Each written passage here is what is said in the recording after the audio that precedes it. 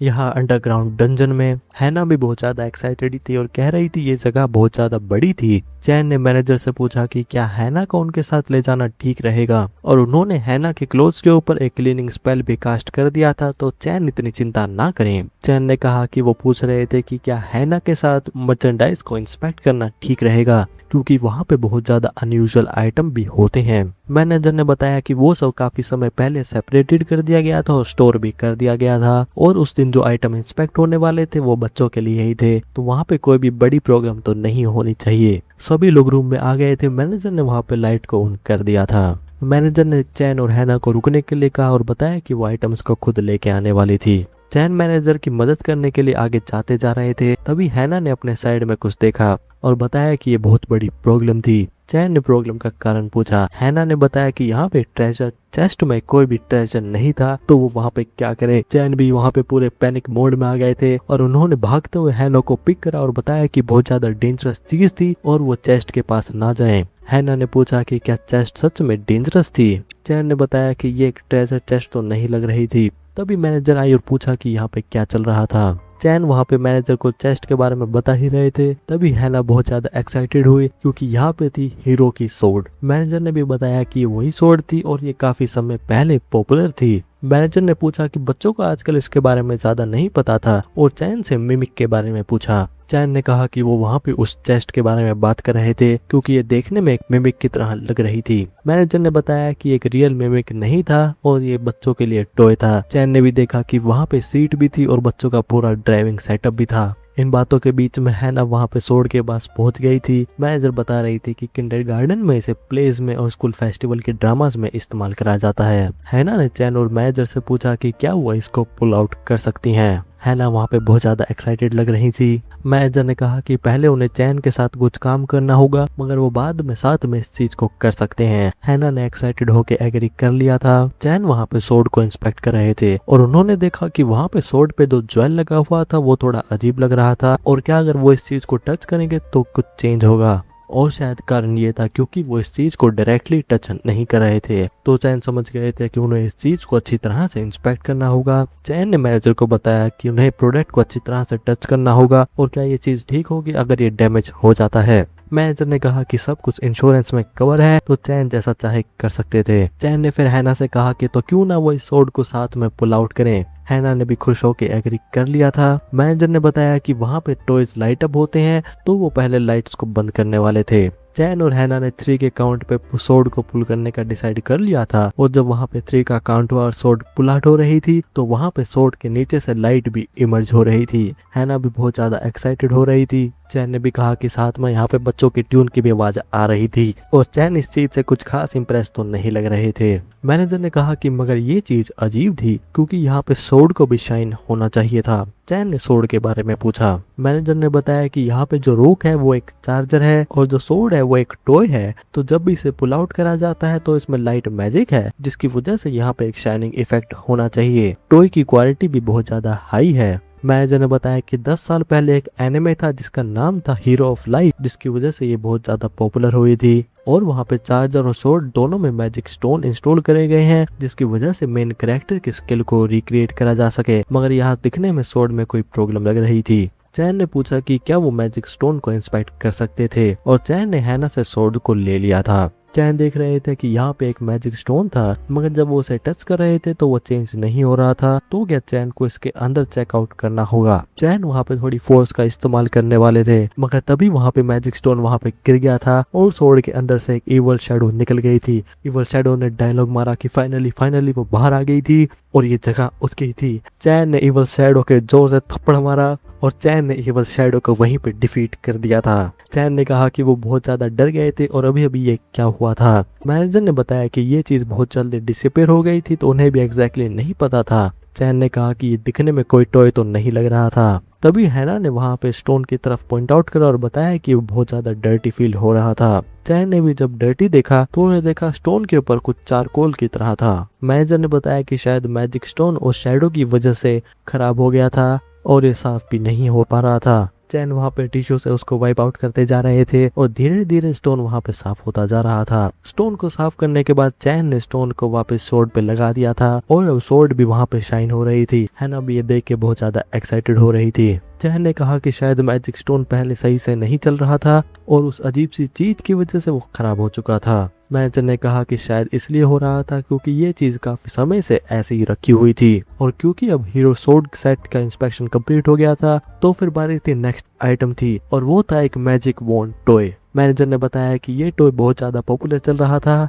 और उन्होंने किसी तरह इसे लास्ट मंथ ऑर्डर करा था। हैना भी इस चीज को देख के बहुत ज्यादा एक्साइटेड हो रही थी। चैन भी देख रहे थे कि हैना को इसके बारे में पता था। मैनेजर ने बताया कि ये वॉन्ड एक एनिमे से थी जो कि आजकल बच्चों में बहुत ज्यादा पॉपुलर भी हो रही थी। चैन भी समझ गए थे कि हैना को ये चीज इतनी पसंद क्यों आ रही थी। मैनेजर ने बताया कि मगर इन टॉयज के फंक्शंस हीरो स्वॉर्ड से बहुत ज्यादा अलग हैं। हैना ने एग्री करते हुए बताया कि इससे ट्रांसफॉर्मेशन भी हो सकती है और ये चीज दोस्तों के साथ भी हो सकती है। चैन भी देख रहे थे कि यहाँ पे क्या हो रहा था। मैनेजर ने बताया कि वो 3 लोगों के साथ ट्रांसफॉर्म हो सकते हैं और हैना से पूछा कि क्यों ना वो चैन को ट्रांसफॉर्म होके दिखाए। हैना भी एक्साइटेड हो रही थी और हैना वॉन्ड की वजह से वहाँ पे ट्रांसफॉर्म हो चुकी थी। चैन भी देख रहे थे कि ट्रांसफॉर्मेशन वहाँ पे सच में हो रहा था। मैनेजर ने बताया कि टॉय के ट्रांसफॉर्मेशन मैजिक की वजह से एक मैजिक गर्ल का फ्रेंड और साथ में एक विलन भी ट्रांसफॉर्म हो सकते हैं और ट्रांसफॉर्म होके 3 लोग साथ में खेल सकते हैं। मैनेजर ने बताया कि इसके अलावा साथ में और भी फंक्शंस हैं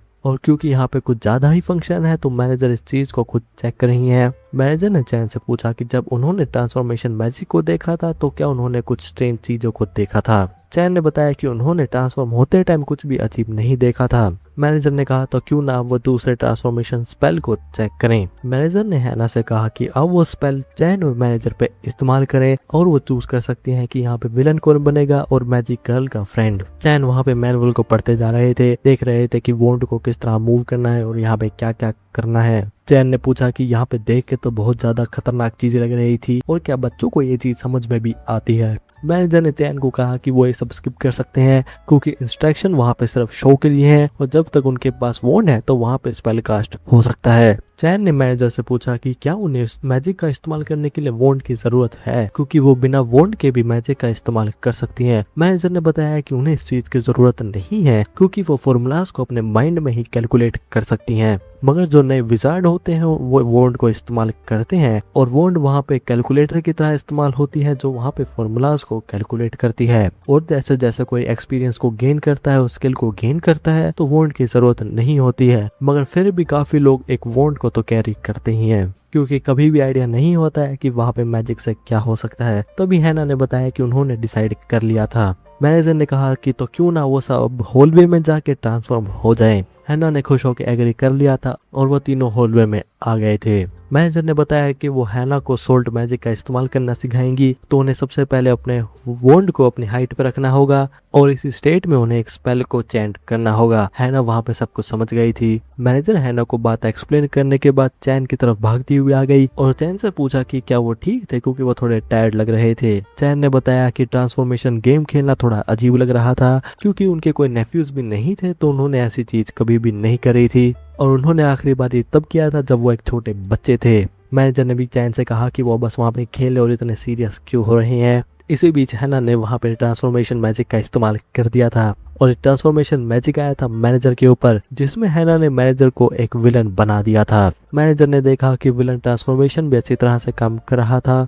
मैनेजर ने फिर चैन से पूछा कि क्या उन्होंने कुछ अजीब नोटिस करा था। चैन ने कहा कि ऐसा कुछ भी नहीं हुआ था। फिर मैनेजर ने हैना से चैन को ट्रांसफॉर्म करने के लिए कहा। चैन ने सोचा कि क्या अब उनकी तरफ एनर्जी की वेव आने वाली है। चैन वहाँ पे कह रहे थे कि क्या उन्हें 5 मिनट का ब्रेक मिल सकता है और अगर वो ऐसा करेंगे तो वो हैना को आइसक्रीम देंगे, मगर हैना ने वहाँ पे स्पेल को कास्ट कर दिया था। चैन भी सोच रहे थे कि कम से कम उन्हें मेंटली प्रिपेयर होने का तो टाइम दिया जाए, मगर जब वहाँ पे स्पेल कास्ट हुआ तो चैन वहाँ पे ट्रांसफॉर्म नहीं हुए थे। हैना ने पूछा कि ऐसा क्यों हो रहा था। चैन ने पूछा कि क्या वहाँ पे वॉन्ड ब्रोकन थी। मैनेजर ने चैन से पूछा कि क्या उन्हें याद था कि उन्होंने सक्यूबस कस्टमर के बारे में क्या बात करी थी और वहाँ पे सक्यूबस कस्टमर की टेम्पटेशन वर्क क्यों नहीं करी थी। चैन को भी बात याद आ गई थी और चैन को याद आया कि उनके पास एंटी मैजिक कॉन्स्टिट्यूशन थी और वो बिना रियलाइज करे उसके बिना कंफर्टेबल फील कर रहे थे और उनकी कॉन्स्टिट्यूशन ने टॉय का मैजिक इरेज कर दिया था।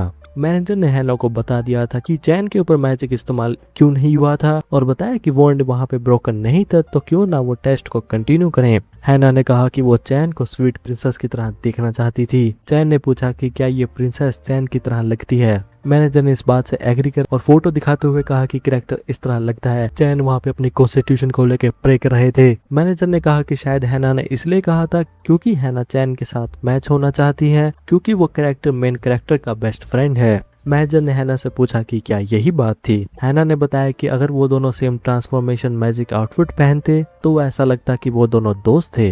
चैन बात समझ गए थे और बताया कि उन्हें ऐसा करने की जरूरत नहीं थी क्योंकि वो दोनों पहले से फ्रेंड थे।